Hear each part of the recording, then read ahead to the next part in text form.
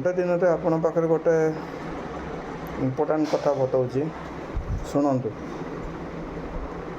ରବିବାର ଦିନ କେବେ ବି ଆଇଁଷ ଖାଆନ୍ତୁ ନାହିଁ, କାରଣ ବିଷ୍ଣୁଙ୍କ ବାର। ଆଉ ମୋ ତ ଭୁଲ ହେଇଯାଉଛି, ମୁଁ ଆପଣଙ୍କୁ କ'ଣ ଶିଖେଇବି। କିନ୍ତୁ ମୋର ତ ଯାହା ଭୁଲ ହେଉଛି, କିନ୍ତୁ ଆପଣ ନ ଖାଇବାଟା ଭଲ। ଦେହରେ ଗ୍ୟାସ୍ ରୋଗ ବୈରାଗ୍ୟ ଶକ୍ତି ଅଧିକା ହୁଏ। କଥା ମାନି ସେ ଜିନିଷଟା କରନ୍ତୁ।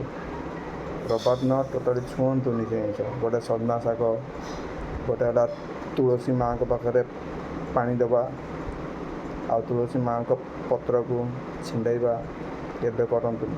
ଯେତେ ପୂଜା ଅର୍ଚ୍ଚନା କରନ୍ତୁ ଠାକୁରଙ୍କ ଘରେ, କିନ୍ତୁ ଏଠି କରିବେନି, ନହେଲେ ଆଗକୁ ପରିସ୍ଥିତି ଆପଣ ହିଁ ଭୋଗିବେ, ଆଉ କେହି ନୁହେଁ। ବୁଝିପାରୁଛନ୍ତି ତ?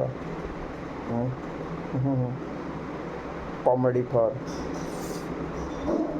sweet talking blogs. Please subscribe, then comment, then like, then share. Please କରନ୍ତୁ।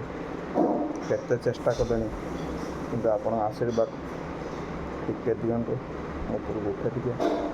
ତାପରେ ମୁଁ ଭାବିଛି ଯେ ଗରିବମାନଙ୍କୁ ସେବା କରିବି ବୋଲି, ମୋ ପାଖରେ ପଇସା ନାହିଁ।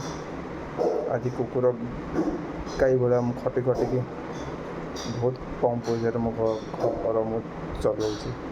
ଦୟାକରି ମୋତେ ସାହାଯ୍ୟ କରନ୍ତୁ ପ୍ଲିଜ୍।